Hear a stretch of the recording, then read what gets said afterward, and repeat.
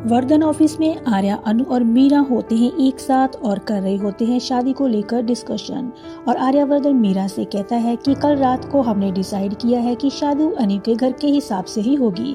जिस पर मीरा आर्या से कहती है, आपने शादी की सारी रिस्पॉन्सिबिलिटी मुझे दी है तो हर चीज वर्धन के स्टैंडर्ड के हिसाब से ही होगी। तभी अनु मीरा से कहती है, शादी तो रिश्तों से बनती है, वेन्यू या लोकेशन से नहीं। और मेरे पापा का बरसों का सपना है मेरी शादी का, और हमारी शादी हमारे हिसाब से ही होगी। और मीरा को लगती है अनु की ये बात बुरी। और आर्या के केबिन से बाहर आकर अनु और मीरा में होती है बहस।